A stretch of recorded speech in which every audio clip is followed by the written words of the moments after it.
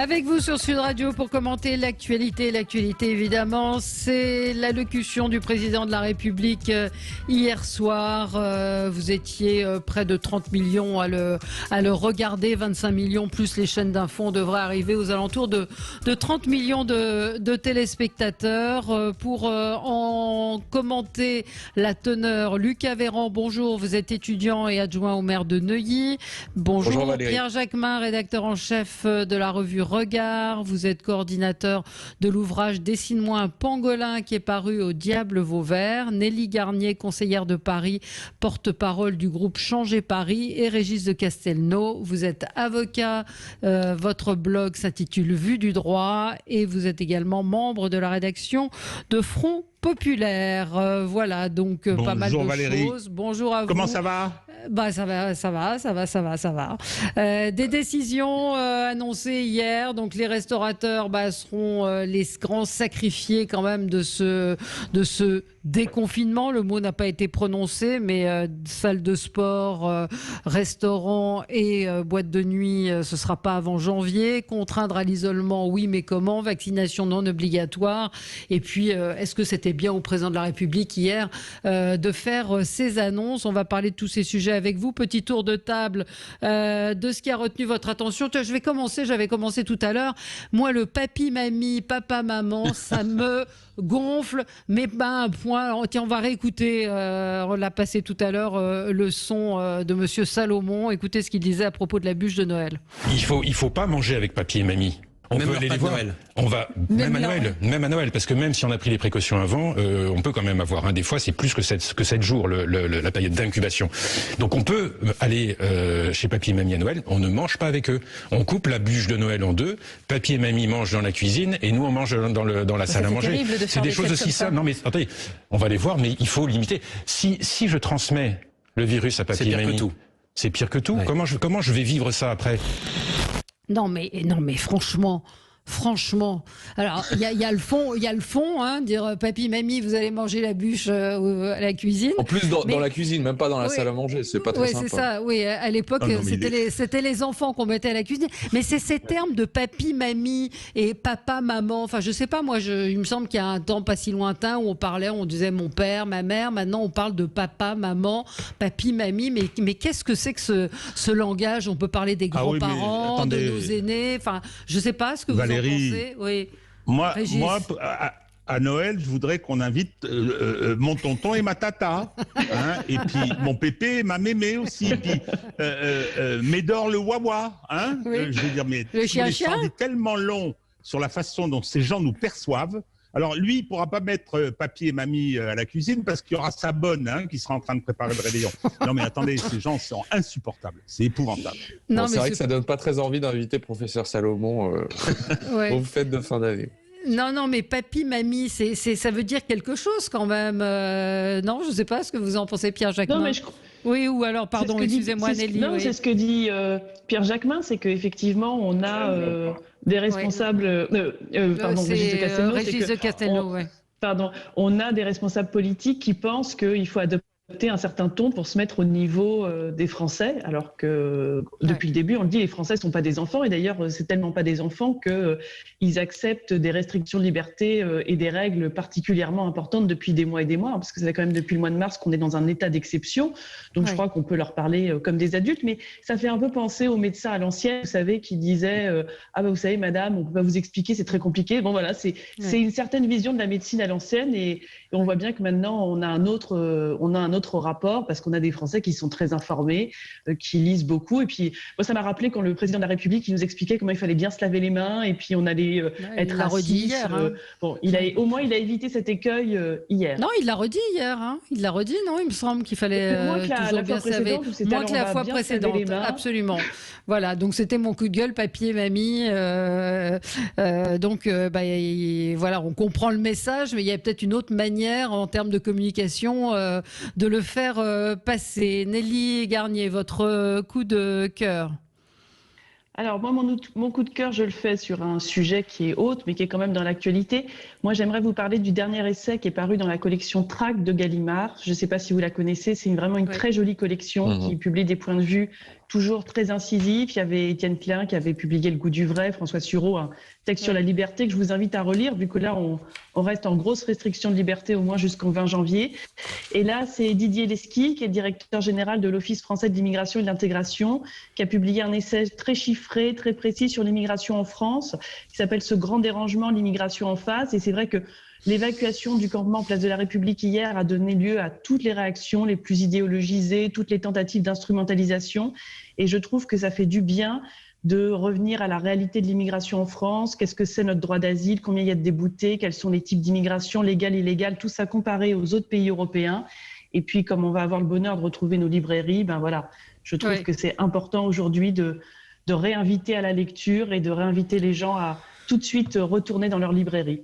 Alors ça s'appelle Tract, c'est une collection en fait, la collection Tract chez Gallimard et vous nous parliez de ce livre en particulier sur l'immigration. Un mot pour, j'ai lu ça ce matin, que la bibliothèque de la Goutte d'Or a fermé puisque les agents ont décidé de faire jouer leur clause, leur droit de retrait vu les conditions dans lesquelles ils travaillent. Donc là aussi il y a beaucoup de choses qui ne fonctionnent pas et je ne comprends pas là encore une fois qu'on ne s'occupe pas de lieux comme les bibliothèques et qu'on laisse dépérir des endroits comme cela dans des quartiers parfois difficiles.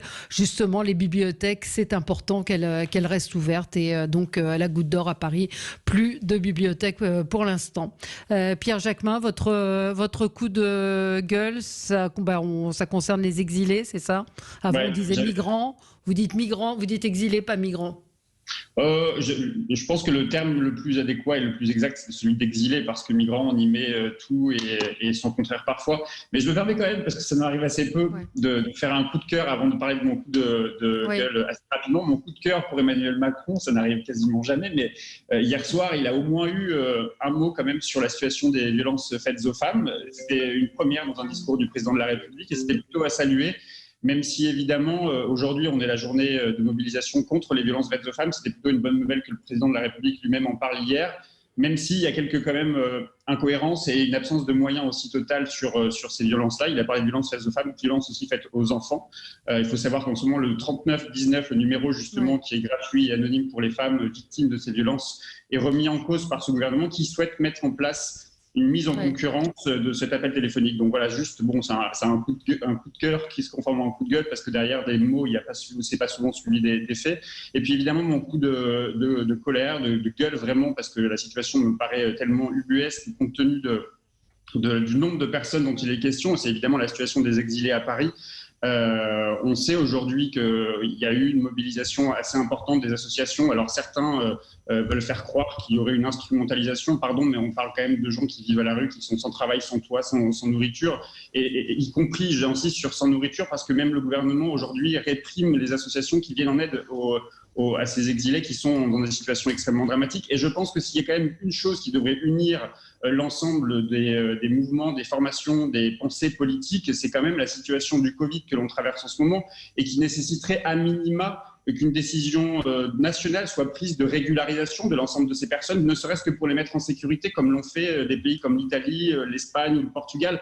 Je pense que la situation dramatique déjà au quotidien de ces gens-là, compte tenu en plus de la situation du Covid, nécessiterait, pour les protéger et pour protéger l'ensemble de la population française aussi, une mise en sécurité. Il me semble qu'une régularisation me paraîtrait aujourd'hui une décision sage et absolument nécessaire par ce gouvernement. Hélas, c'est pas vraiment ce qu'il s'apprête à faire, puisqu'on voit bien qu'aujourd'hui, la réponse a été la réponse de fermeté. La police a été envoyée pour mettre à l'écart l'ensemble de ces exilés. Et aujourd'hui, on voit bien que sur les 500 personnes, certains ont pu retrouver des solutions d'hébergement, mais surtout, les propositions que sont celles de la ville de Paris, notamment, je pense, n'ont pas été encore entendues par le gouvernement. Et on a aujourd'hui près de 500 personnes qui sont à la rue sans solution. Et je pense que c'est quand même un drame absolu pour ces familles-là d'abord, mais surtout une honte absolue de notre pays vis-à-vis de l'étranger et vis-à-vis aussi de ces populations-là qui ont besoin d'être accueillies dans des conditions. Mais régulariser, ça veut dire quoi? Une fois qu'on les a régularisés, il faut les accompagner, il faut qu'il y ait un certain nombre de choses. Il faut les accompagner. Je finis juste là-dessus pour laisser la parole aux autres parce que je sens que ça fait réagir. Mais c'est vrai que quand vous prenez la situation de l'Allemagne, et pourtant l'Allemagne, on prend souvent comme exemple, mais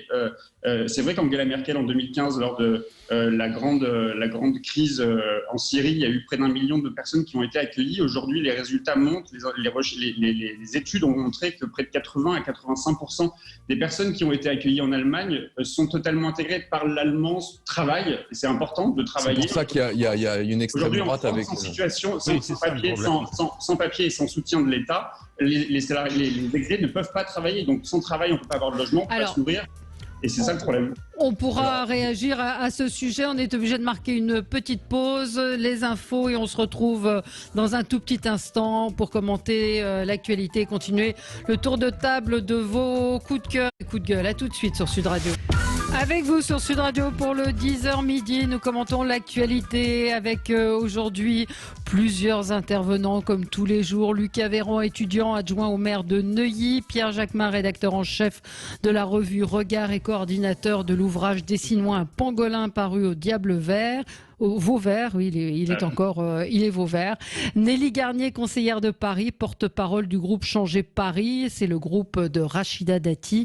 Et Régis de Castelnau, vous êtes avocat, membre de la rédaction de Front Populaire, votre blog Vue du droit. Alors, on va peut-être continuer notre petit tour de table, ou peut-être que quelqu'un voulait réagir rapidement à ce que disait Pierre Jacquemin sur les migrants, parce que je vois une réaction d'un auditeur qui nous dit « Ok, on va les régulariser, mais il n'y a pas de boulot. C'est un appel d'air pour en faire venir d'autres qui se retrouveront dans la même situation. » Beaucoup d'entre eux travaillent déjà, en fait, sans droit ni rien du tout. Donc, Non, oui. Et puis, moi, ce qui m'a fait un... Pardon, oui.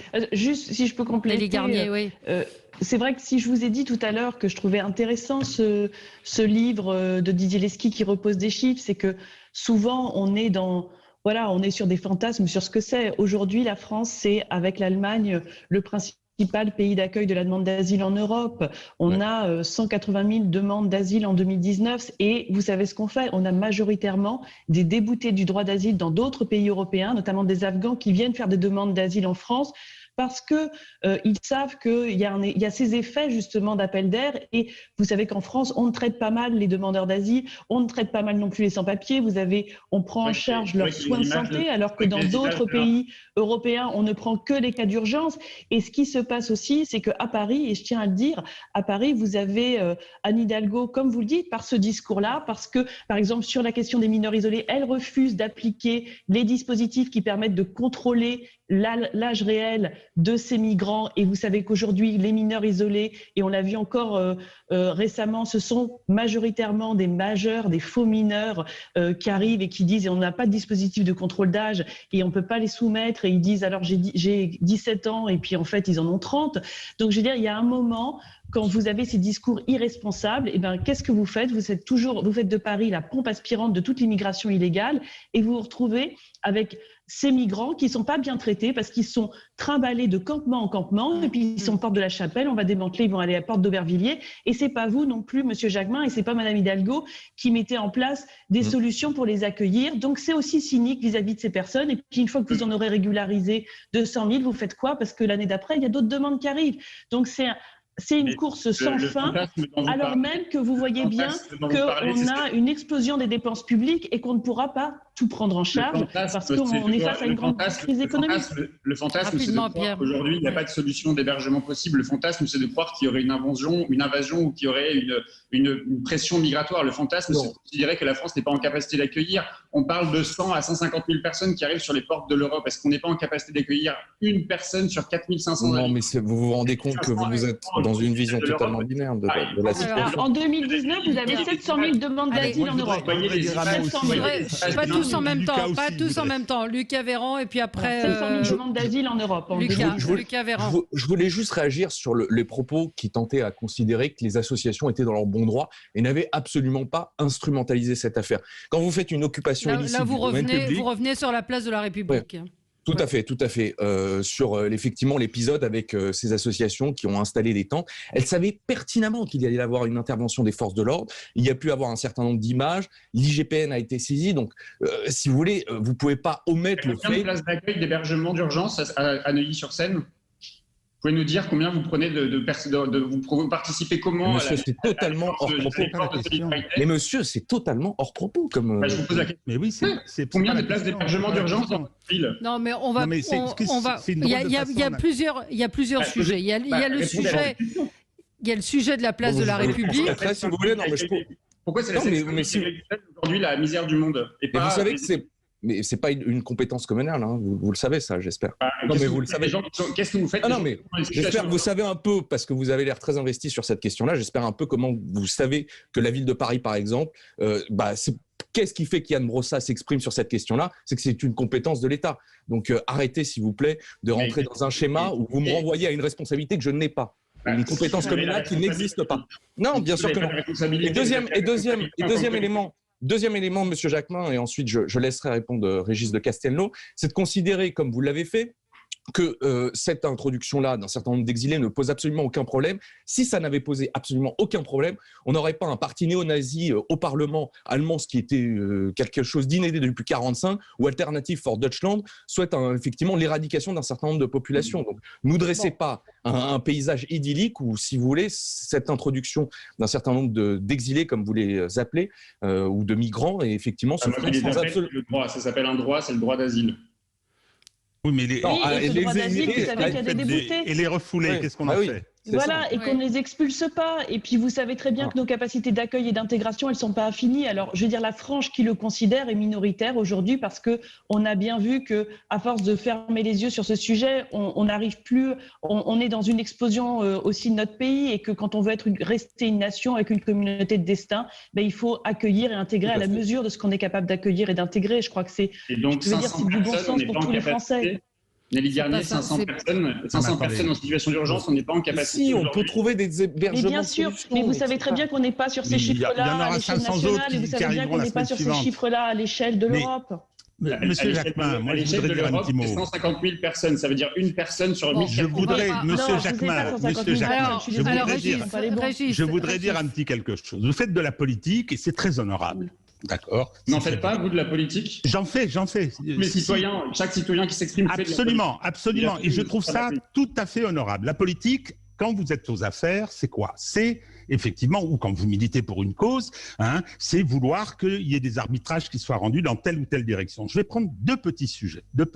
Je dis, ce que vous faites est très honorable. Vous spéculez sur une émotion qui est recevable. J'insiste. Bon. 300 000 SDF en France.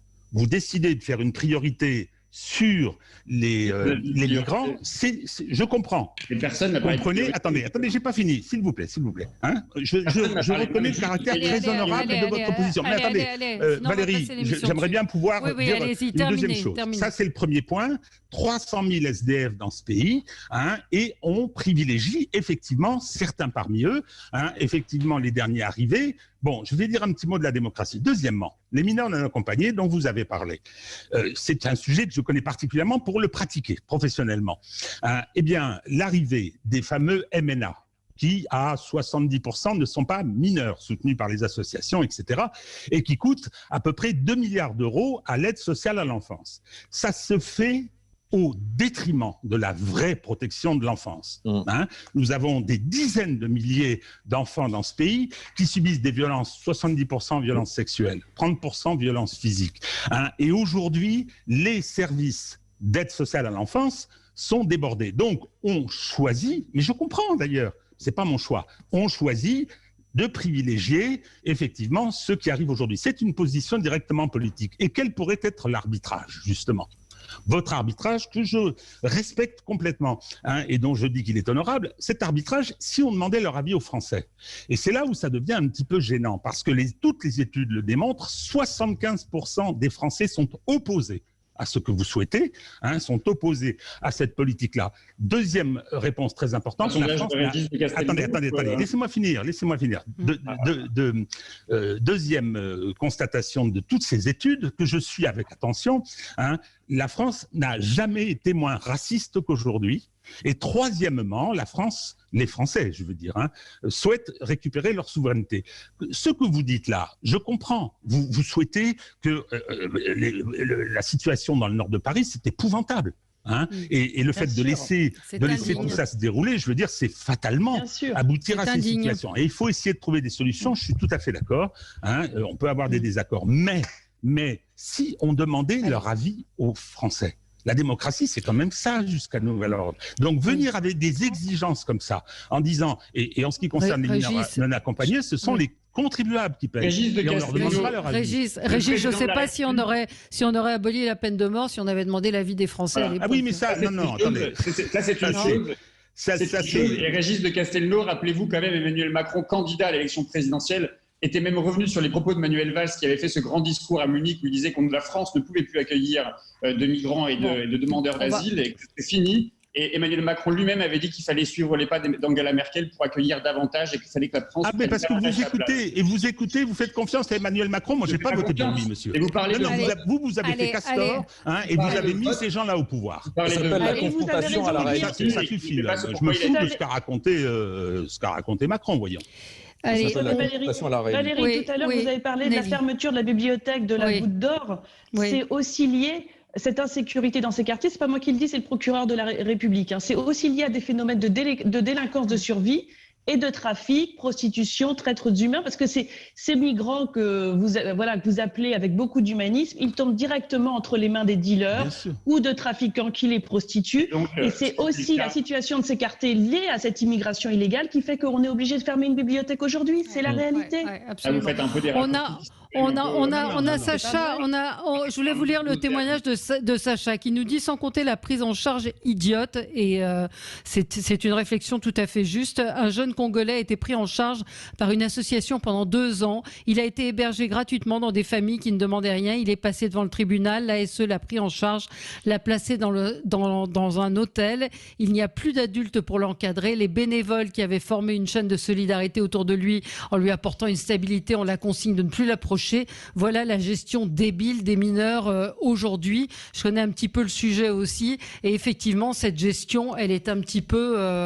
elle est à l'avenant. On place des enfants dans des... Vous avez raison, elle est chaotique parce que d'abord, on n'anticipe pas les capacités d'accueil aujourd'hui dans les centres d'hébergement d'urgence. France Terre d'Asile, par exemple, qui a cette compétence-là, n'a pas suffisamment de place pour accueillir aujourd'hui dans des conditions d'urgence. Et 2, il n'y a pas le paquet qui est suffisamment mis sur l'apprentissage de la langue française, sur l'intégration, sur la compréhension de la manière dont on fonctionne, et puis aussi sur la capacité qu'ils pourraient avoir de travailler, leur donner le droit de travailler. C'est ça qui est problématique. Donc vous êtes toujours dans l'exigence. Vous vous donnez une bonne conscience, vous achetez une bonne conscience avec l'argent des autres, avec les efforts des autres, avec les impôts des autres. Comment voulez-vous que les Français acceptent ça?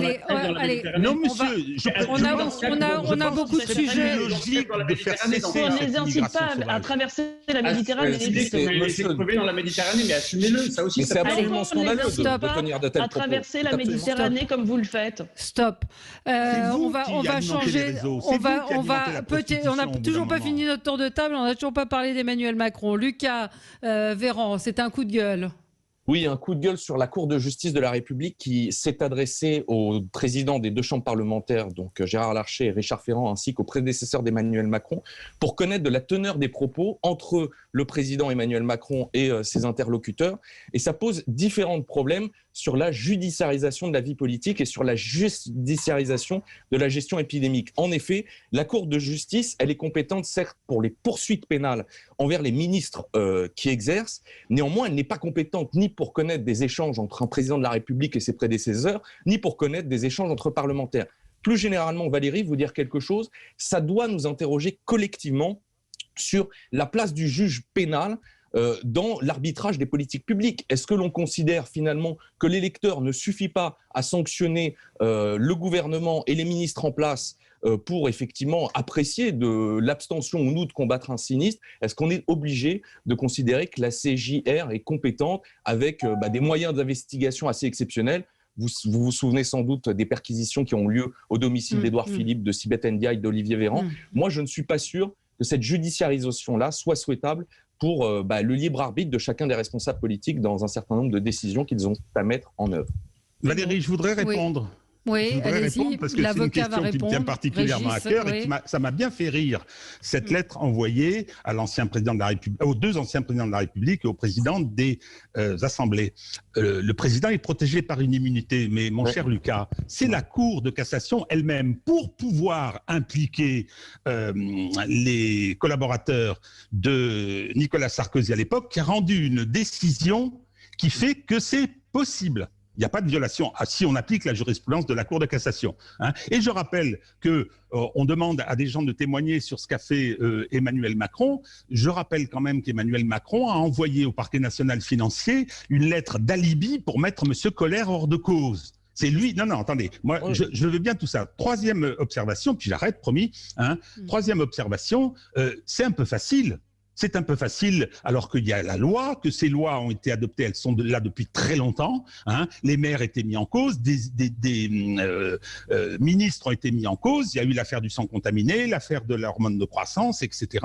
Hein. Pourquoi tout d'un coup, alors qu'on a eu une gestion calamiteuse de la première phase de la pandémie, pourquoi est-ce qu'aujourd'hui, tout d'un coup, on les exonérerait de leur responsabilité pénale? Quand on vient dire le masque ne sert à rien, hein, je ne sais pas comment le mettre, etc. Quand on a pris des décisions qui se sont révélées pour certaines létales, quand il y a eu ce qui s'est passé dans les EHPAD, hein, mais attendez, il faut se contenter de cette chambre croupion, hein, qui vote en cadence tout ce qu'on lui demande. Non. L'intervention du juge pénal, elle est logique dès lors qu'il y a eu des infractions commises. C'est tout. Bon. Juste pour répondre, Régis, article 67 de la Constitution, le président de la République ne peut pas être requis de témoigner non plus que de faire l'objet d'une action, d'un acte d'information, d'instruction ou de poursuite tant qu'il est en fonction. Mais c'est pas à lui qu'on demande de témoigner, c'est à ses interlocuteurs. Oui, mais de sur témoigner les sur échanges. ce qu'il a dit. Non, attendez, excusez-moi. Lucas, vous me ferez le plaisir, hein, à partir du 12 décembre, d'acheter l'ouvrage que je publie. Il est un peu long, je reconnais, il fait 600 pages. J'explique tout ça. Tout ça. Hein, je suis tout à fait désolé. C'est la chasse au Sarkozy qui a permis de mettre en œuvre ce genre de jurisprudence. Et vous avez raison de dénoncer cette arrivée, hein, du juge pénal, parce que je me fais aucune illusion. Les perquisitions le lendemain de l'intervention d'Emmanuel Macron, c'est une opération. C'est une opération. Aujourd'hui, on a une magistrature qui est politiquement totalement interventionniste. Absolument. C'est un vrai problème. Allez, on passe à votre coup de gueule rapidement, Régis. Oh oui, très rapide, parce que il y a eu une opération pour nous présenter un formidable successeur pour Emmanuel Macron, c'est l'ineffable Pierre de Villiers, le chef d'état-major des armées qui a démissionné pour se précipiter dans une officine américaine liée à l'État profond. Bon, très bien. Et aujourd'hui, on vient nous dire 20% des Français sont prêts à voter. C'est un sondage purement et simplement truqué, parce qu'on ne dit pas si c'est au premier ou au deuxième tour. On ne le fait pas dans des configurations où il aurait des adversaires. Hein. Moi, si on me demande est-ce que je suis prêt à voter Pierre de Villiers au deuxième tour contre Emmanuel Macron, je fais comme Churchill à qui on reprochait d'avoir soutenu Staline pendant la guerre, et qui disait si Hitler a envahi l'enfer, j'aurais un mot gentil pour Satan. Moi, contre Emmanuel Macron en 2022, je suis prêt à voter Satan. Mais cette opération dont je ne vois pas très bien d'où elle émane, cette opération pour nous fourguer un militaire en spéculant les Français veulent qui dit lui-même qu'il ne veut pas y aller, un homme fort et tout, c'est une blague. Les Français, dans les systèmes politiques qu'ils préfèrent, c'est la République démocratique, jusqu'à nouvel ordre. Enfin, à chaque fois qu'on lui pose la question, il dit qu'il n'a pas l'intention d'y aller. Hein. On marque une petite pause et on revient sur l'intervention du président de la République hier soir. Est-ce qu'on avait besoin de cette intervention pour les annonces qui ont été faites, pour ce calendrier? Moi, j'ai zappé un petit peu hier sur les différentes chaînes. Et les journalistes éditorialistes étaient un petit peu perdus et ont eu un petit peu de mal à comprendre tout ce qui avait été dit. Voilà, on y revient dans un instant. À tout de suite. Avec vous jusqu'à midi, on est ensemble sur Sud Radio avec Lucas Véran, Pierre Jacquemin, Élie Garnier et Régis de Castelnau. Le président de la République s'est donc adressé aux Français hier soir.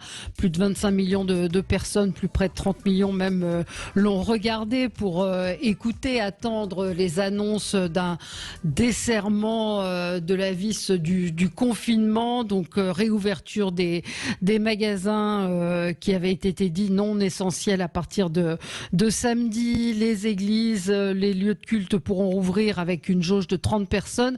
Bref, un certain nombre. La vaccination ne sera pas obligatoire. Emmanuel voulait donner des perspectives, un cap. Qu'est-ce que vous en avez pensé les uns et les autres? Nelly Garnier, on va commencer avec vous.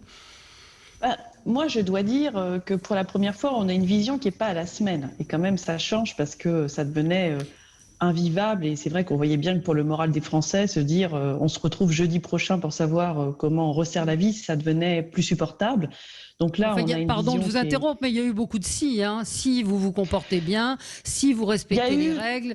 Il y a eu des effets il y a quand même eu on va dire, quelques explications sur comment les décisions vont être prises, le nombre de cas, le nombre de personnes en réanimation. Mais bon, au moins, on a un semblant de calendrier qui, bien évidemment, est quand même plus dur que ce qu'on pensait. Moi, je pense surtout aux restaurateurs pour qui c'est quand même une douche froide terrible, l'intervention d'hier. Mais on a quand même un tournant par rapport à ce qui se passe depuis plusieurs mois avec ce gouvernement.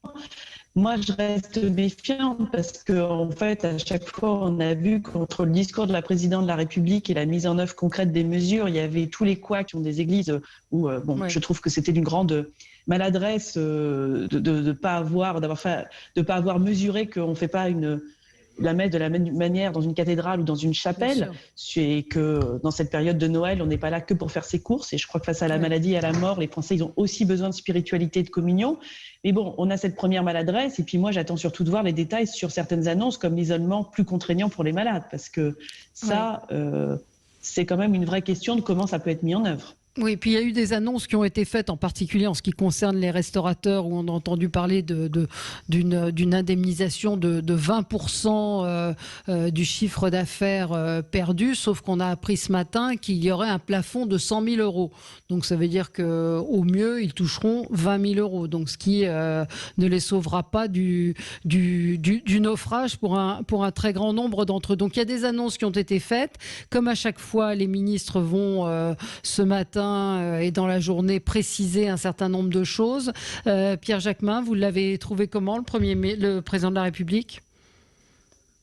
Sur la forme, j'ai trouvé un président de la République plutôt content de lui-même, plutôt satisfait de son bilan, ce qui était déjà la première chose à faire sur compte tenu quand même de la situation dans laquelle on est. Et j'ai le sentiment aussi quand même que on va revenir sur la question économique qui est évidemment très importante, mais quand on écoute aussi beaucoup en ce moment les médecins, psychologues, psychiatres, psychanalystes, on semble nous dire quand même qu'il y a parmi les conséquences immédiates sur la santé des Français, au-delà de la question du Covid, une dépression assez majeure qui semble s'installer dans la société française. Et je trouve que c'est un point qui n'a pas été abordé par le président, justement, qui était totalement en décalage avec cette espèce d'allure très satisfaite de la situation. Je pense que l'état de santé psychologique de la société française doit interroger en premier lieu le chef de l'État.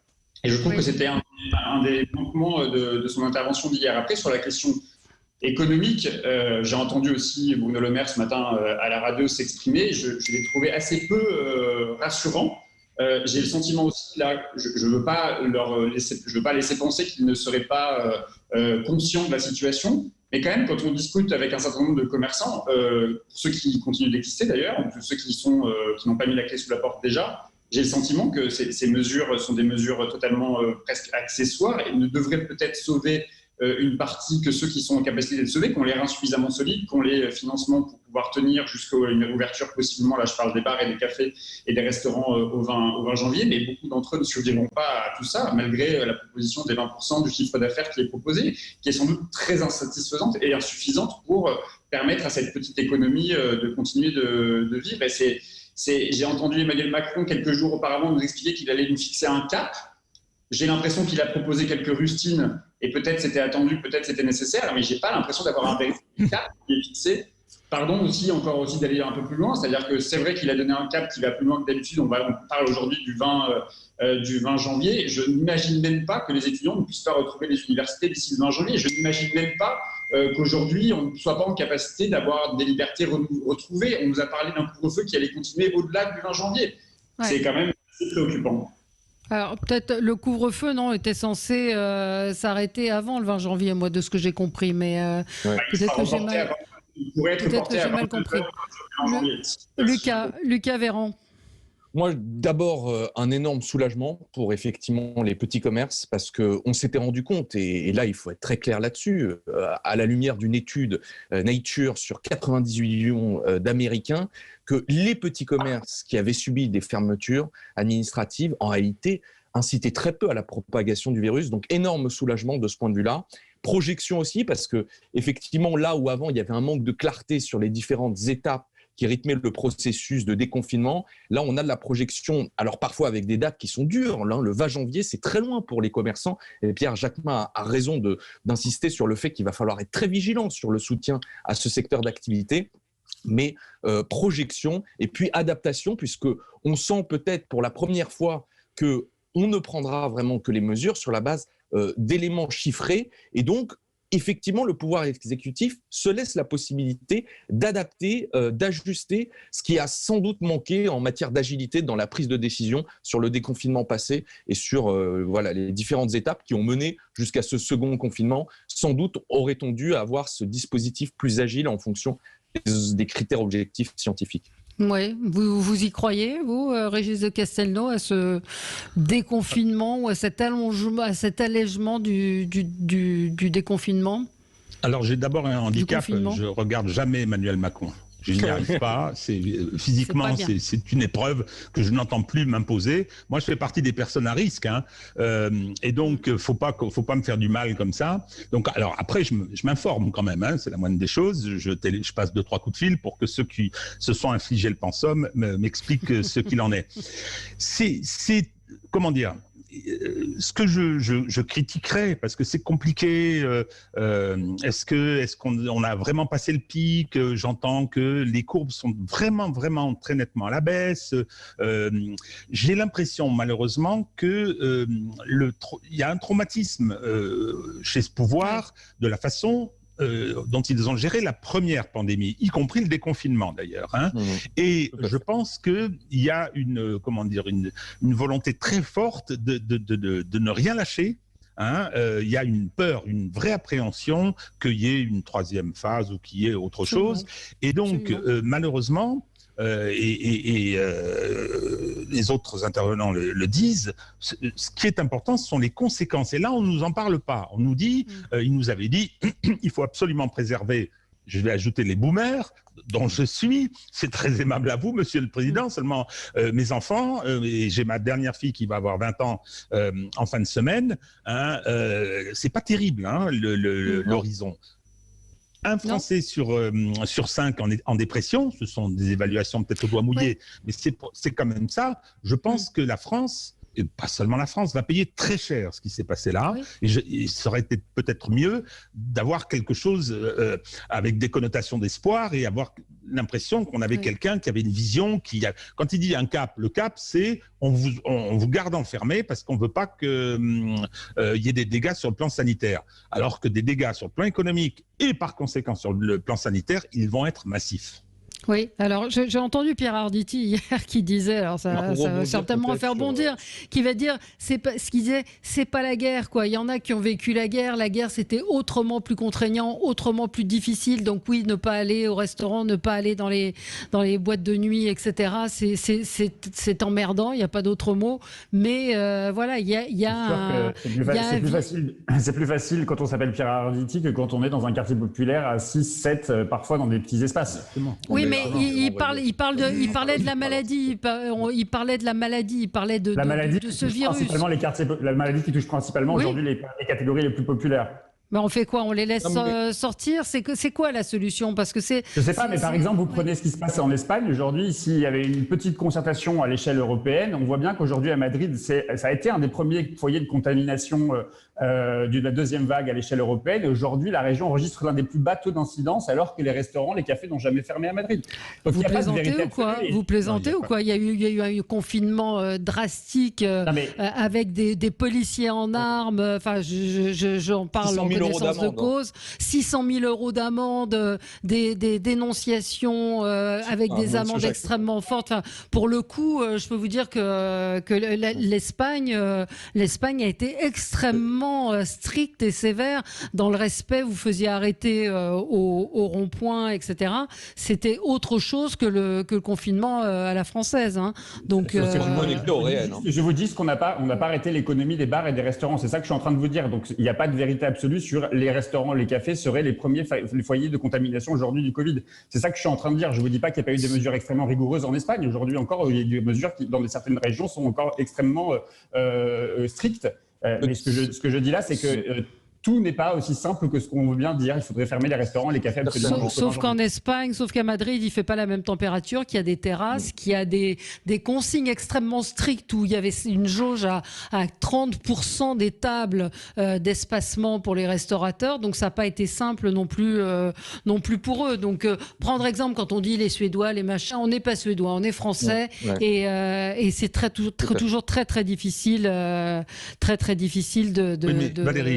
d'évoquer ça. Oui. Je reviens sur mon idée d'arbitrage sur un autre thème.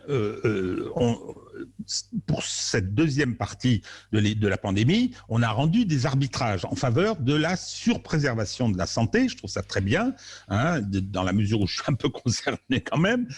Mais on a arbitré au détriment d'une partie très importante de la population. Je pense à la jeunesse, des quartiers populaires, parce qu'effectivement, quand vous êtes confiné dans un 50 mètres carrés à 12, c'est pas tout à fait la même chose que ma propre situation, puisque moi, je me suis fait surprendre à la campagne.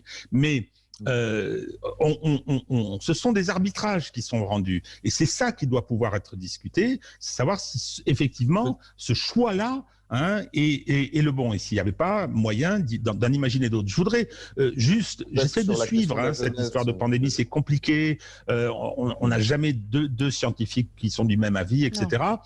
J'ai encore lu quelque chose. Vous savez que l'épidémie, on la voit et on la calcule dans les eaux usées. J'ai appris ça, c'est assez extraordinaire sur le plan scientifique, ce qu'on arrive à faire aujourd'hui. Et on s'aperçoit que la descente, le passage du pic, il serait antérieur au confinement, au deuxième, à celui qui vient de se produire là.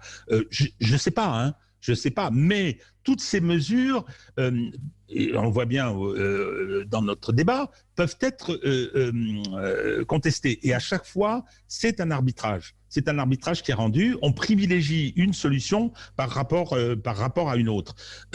Et j'ai craint, et c'est ma crainte, je crains qu'on paye lourdement les choix qui ont été faits. On ne sera pas les seuls dans toute l'Europe. Non, mais là où je suis d'accord avec Régis de Castelnau, c'est qu'effectivement, je pense que le gouvernement avait toujours dit si on doit reconfiner, ça sera un échec. Donc là, on voit bien qu'on a un scénario à long terme qui est très prudent parce que finalement, ne pas nous déconfiner, ça évite d'avoir à nous reconfiner, vous noterez quand même. Et là, on est quand même parti pour un bon moment où on n'est pas vraiment déconfiné. Mais c'est vrai que je pense que ce qui va être très long, ce qui est compliqué à gérer sur la longueur, c'est qu'on n'est pas que des êtres économiques. Et là, on voit bien qu'il y a une telle peur de la crise économique qu'on nous maintient. Il faut qu'on puisse continuer à télétravailler ou aller travailler. Mais vous voyez, on parlait tout à l'heure papy et mamie à la cuisine.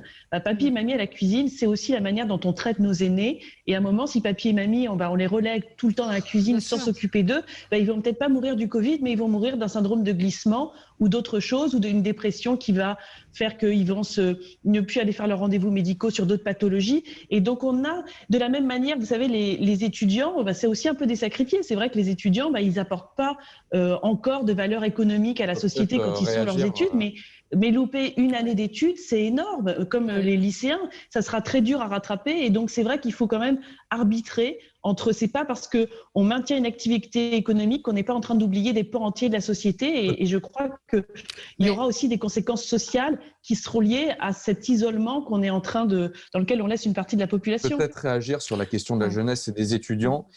Nous, ce qui a été assez dur à admettre, en fait, c'est le manque, encore une fois, de souplesse dans la considération des situations. Bien évidemment qu'un étudiant, que ce soit à l'école doctorale ou en fin de formation, c'est-à-dire dans un Master 2 professionnalisant, il a un certain degré de maturité qui lui permet quand même d'être plus alerte, de suivre avec plus d'attention ses cours. Le mettre, juger et le mettre dans une situation équivalente à un jeune étudiant de première année qui vient de quitter le lycée, qui arrive dans l'enseignement supérieur, un peu livré à lui-même, bien évidemment qu'il ne jouit pas de la même responsabilisation, de la même autonomie. Donc sans doute que ces populations-là de première année qui rentrent dans l'enseignement supérieur, il va falloir être très vigilant parce que les décrochages ont certainement été nombreux. Il va falloir récupérer. J'ajoute peut-être une deuxième chose pour revenir sur l'intervention d'Emmanuel Macron.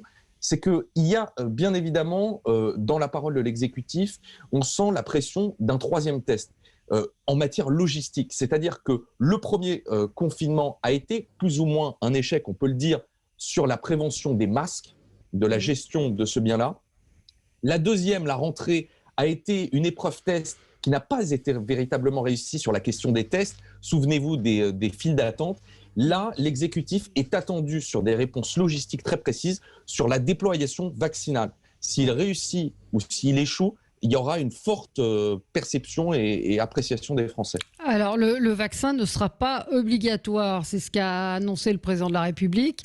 Maintenant, il le sera pour ceux, vraisemblablement, qui veulent voyager avec certains pays comme l'Australie qui ont annoncé qu'ils n'accepteront sur leur territoire que des gens qui seront vaccinés. Mais le vaccin, il n'est pas encore là. Hein. On en parle, mais il n'est pas encore là.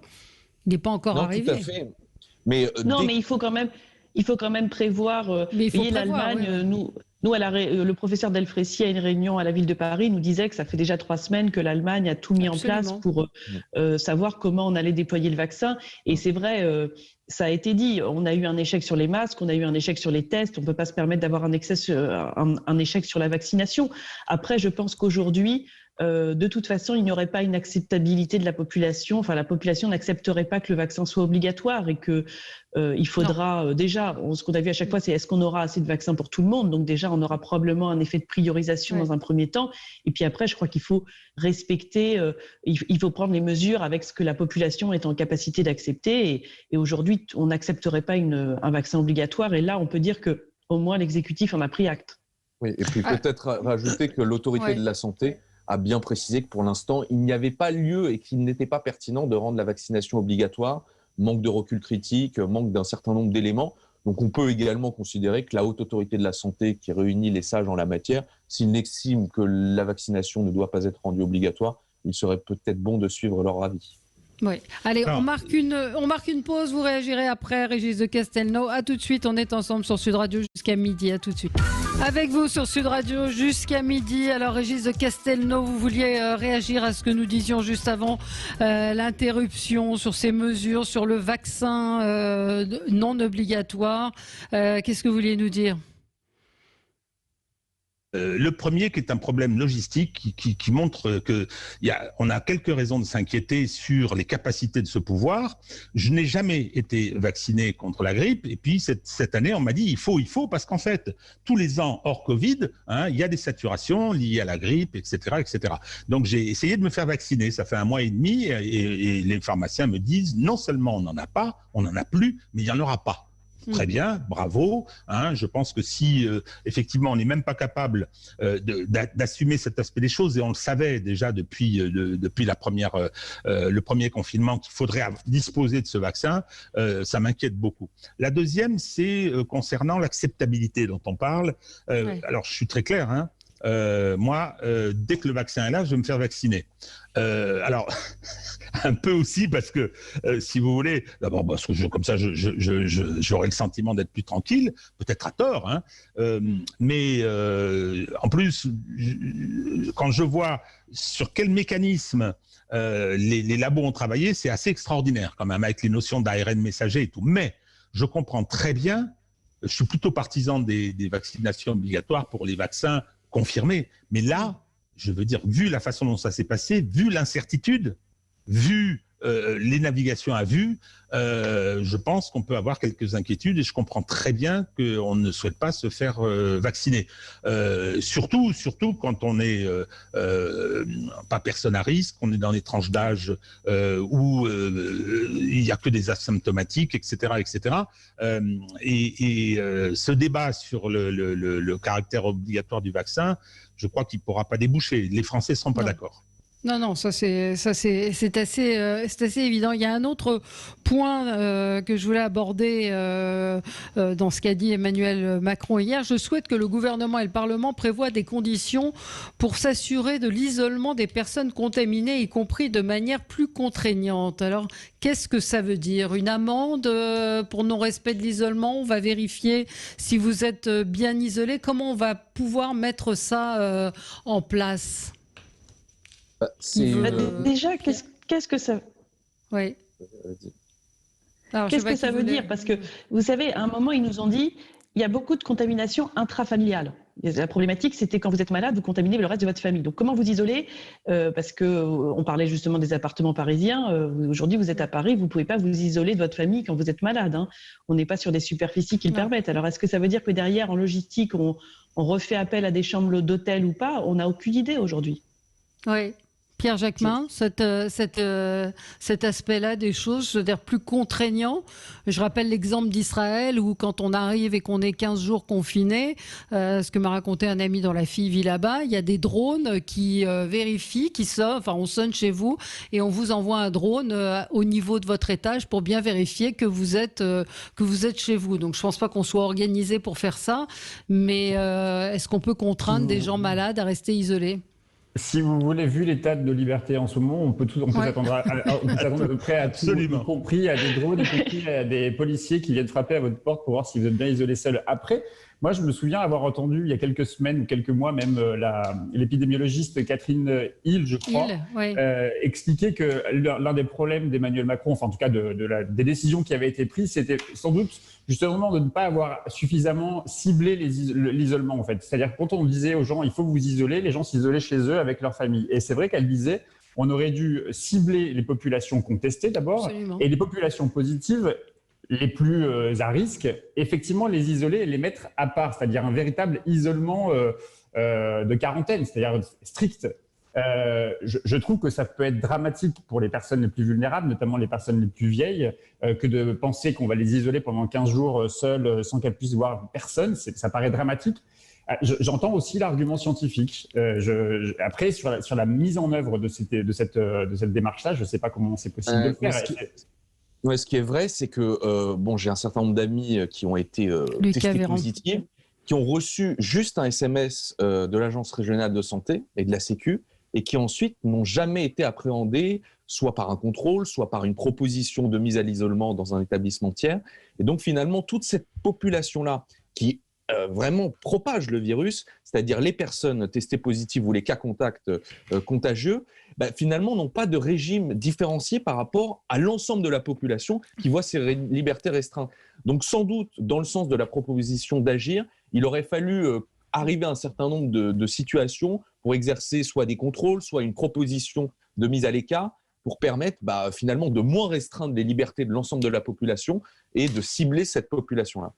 Oui, une auditrice nous dit qu'en Belgique, Nelly, la police s'arroge le droit d'aller vérifier chez les gens et de frapper à la porte pour voir si vous êtes bien chez vous. Donc voilà, ça existe aussi de cette manière.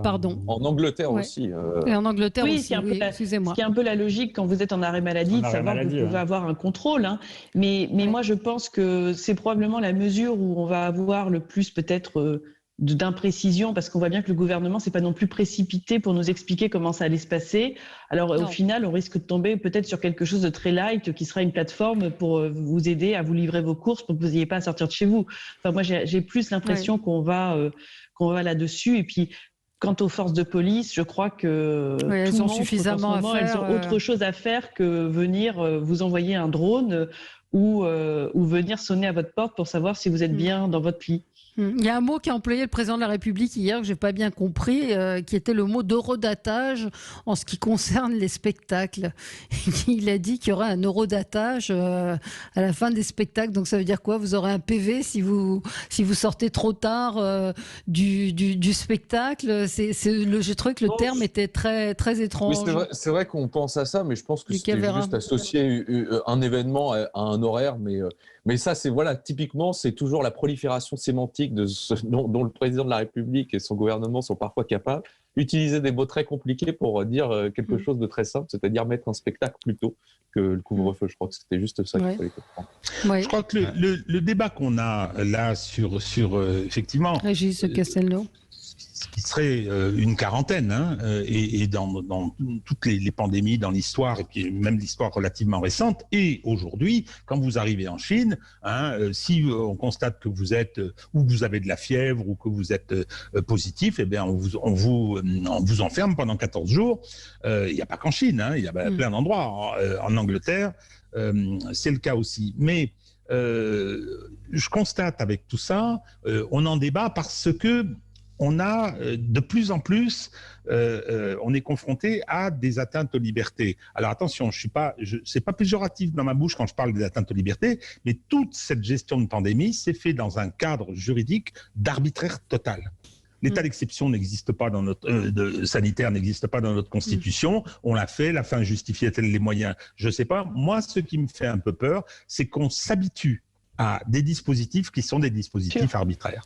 Donc, je partage totalement ce qu'il vient de dire. Et alors moi aussi, vous allez voir, on est tous d'accord. Tout le monde est d'accord. Pierre Jacquemin est d'accord. Et j'ajoute une inquiétude qui est celle de la démocratie. Regardez les décisions comme elles sont prises. On a mis en place un conseil scientifique. Aujourd'hui, ce conseil scientifique est quasi inexistant. Aujourd'hui, tout est décidé, non pas au Conseil des ministres, non pas au Parlement, non pas avec des spécialistes. Tout est décidé dans un conseil de défense. Et je trouve que donc la question démocratique est posée et ça a à voir avec ce qu'on disait sur l'acceptabilité des mesures. Valérie, vous parliez des papis, des mamies, etc., de la crédibilité de la communauté scientifique, mais l'acceptabilité du vaccin va aussi passer, je pense, par des manières plus... D'ailleurs, c'est pour ça qu'Emmanuel Macron a proposé un truc assez flou hier, une espèce d'instance citoyenne qui sera associée oui, à la mise en place de ce délirant vaccin. encore. Je ne sais pas ce que c'est que ce truc, mais si c'est encore un truc cosmétique pour dire, regardez, on ne prend pas toutes les décisions d'en haut sans vous consulter, ça sera encore un gadget qui va finir comme le fameux conseil de l'environnement qui a été consulté, qui ne servira sans doute pas à grand-chose. Nelly Garnier.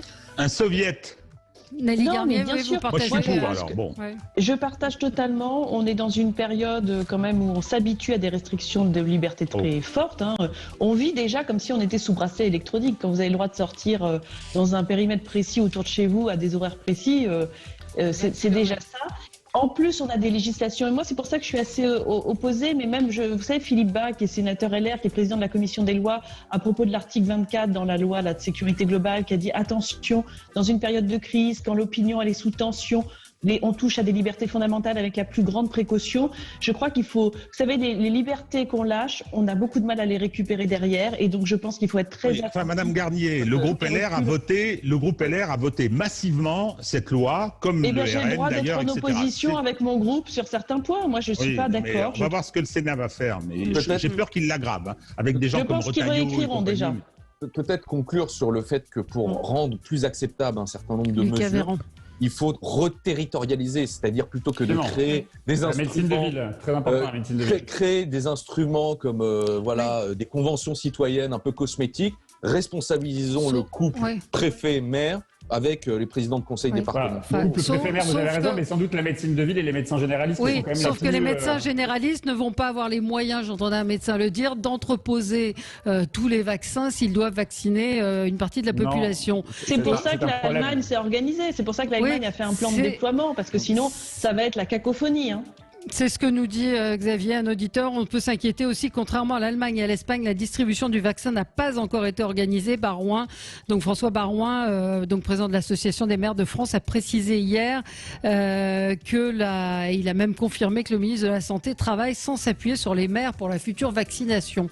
Donc effectivement, on n'est pas sorti du bois. Voilà. Merci à tous les quatre.